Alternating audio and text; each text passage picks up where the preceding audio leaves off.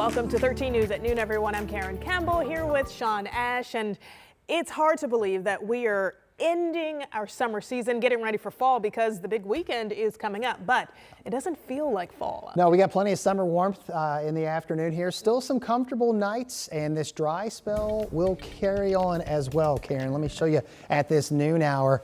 Boy, you got to love it. If you're a fan of warm afternoons without much mugginess, then I think you're going to like today again. We've already got 84 in Greensburg, upper 70s, low 80s already across central Indiana. We've had a little cloud cover, and this was expected. It's going to be scattered in nature. There's just the slimmest of chance that we could have a pop-up shower with the heating of the day. There's still a little bit of moisture coming from that remnant tropical system that brought the record rainfall parts of North Carolina. 81 now in Indy, 79 in Lafayette. Terre Haute checks in at 83, and we're not going to be far from 90 degrees all across central Indiana once again for today. Dew points 52, a little higher than yesterday, but nothing too terrible. 7-day forecast does have a cool change ahead. We'll talk about it coming up in a few minutes. All right, thanks, Sean. This afternoon, we are working to learn more about an unimaginable situation in northern Indiana. 4 people, a woman and 3 children, found dead inside their Indiana home. Right now, state police are leading this investigation into what happened. So here's what we know so far. Investigators were first called Wednesday morning to a home in Woodville, that's about an hour north of Fort Wayne, for a welfare check. While the Woodville Police Department checked things out, they found the woman and those 3 children dead inside the home. That's when state police took over the investigation. ISP says the Noble County coroner will identify the victims and determine how they died during an autopsy scheduled for today. Police also say there is no threat to the public.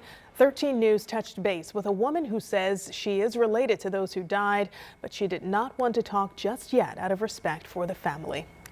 Well, this afternoon, we are monitoring to see when the IU student accused of sexually assaulting 2 women on the Bloomington campus will be in court. Right now, Noah Apgar is charged with rape and other serious charges. Court documents reveal the first assault happened last Friday at a fraternity house.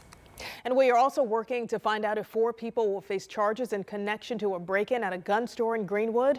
The 2 suspects, just 14 years old. The alleged break-in happened at the Atkinson Firearms. Just days before that burglary, police arrested a 16-year-old for allegedly using 2 stolen cars to break into the Greenwood Trading Post. 20 guns were stolen. Police believe 2 other Indianapolis teens are also involved. Johnson County prosecutor Lance Hamner says these crimes will affect those young people for the rest of their lives. It's sad for them and sad for their families. It's a really dumb choice to make. They're looking at a penalty of up to 6 years in prison, and it's really not a good way to start out your life. And so far, police have recovered 2 guns in one of the cases. In the case of the 16-year-old, the prosecutor's office is reviewing the charges to determine if legal grounds exist to seek a waiver to adult court. We are learning new details about the attack of a student at Meridian High School. Our Anna Chalker shares what the attorneys representing this student are calling for the school district to do. I think what's really heartbreaking about these situations is that children are going to school in fear. That's what attorney Catherine Michaels says is happening inside Meridian High School. She says this after her client, a junior at the school, was allegedly attacked by another student in the hallway Thursday morning. And the repercussions of getting assaulted is going to have lifelong effects, both for our client and for many other children.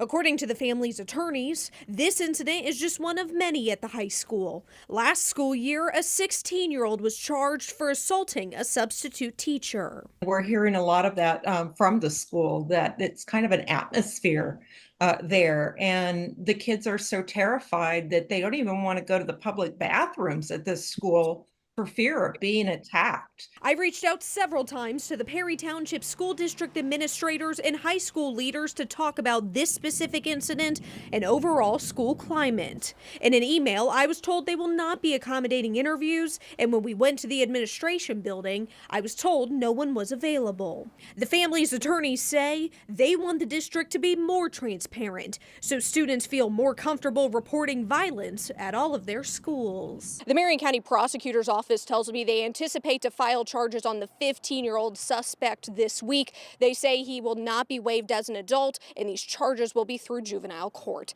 In Perry Township, Anna Chalker, 13 News. All right, thank you, Anna. Well, the family's attorneys are also pushing for upgrades in Perry Meridian's anti-bullying policy and better training for staff if they have to handle incidents like this one again. Well, right now, an Indianapolis public school teacher is recovering after being attacked by a student. That student is charged with battery, and his father says he's worried about his son's mental health. The father says this isn't the first time his son has attacked someone. Daryl Dickman has a concussion and broken rib. He tells 13 News he's a licensed special education teacher. He was covering for another class at George Washington High School when he says 19-year-old Aziz Mahamadou attacked him unprovoked. Now, this is the fourth time Mahamadou has been arrested for battery this year. The first time was back in March against his own father. His father says his son needs mental health treatment. So when that happened, I've been calling, asking, please, I need help for this boy. Now, the father says that Mahamadou has been diagnosed with a disorder that disrupts a person's awareness of the world around them. IPS says Mahamadou is no longer a student at Washington High School.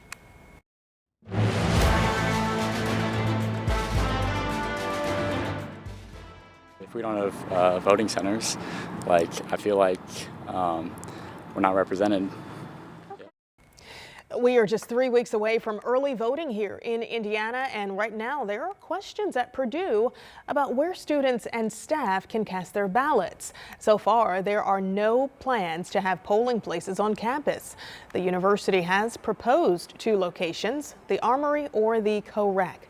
Now, the Tippecanoe County Election Board has to approve them, but the board has said no polling places at Purdue all year. A board staffer tells us campus locations didn't meet statutory requirements, but in previous elections, there have been polling sites at various places on campus, including the Union and inside Mackey Arena. So some argue if there aren't places to vote on campus, it will be harder for thousands of people to vote. We're just asking to have a way for students and people who work here on campus to vote easily. We've had it at the Union, we've had it at Kroc, we've had it at Mackey, and we've had early voting and election day voting here, and now we have neither. And just yesterday, the state Democratic Party called out Purdue and the county election board, saying it's wrong not to have voting sites on campus, suppressing the ability for students to cast ballots. But again, Purdue leaders say they are working on a fix, so we'll keep you posted on any new developments. And the deadline for voter registration is coming up in just a few weeks on October 7th. Early voting starts the next day, October 8th, and you can then vote early until Monday, November the 4th. Election day is Tuesday, November 5th.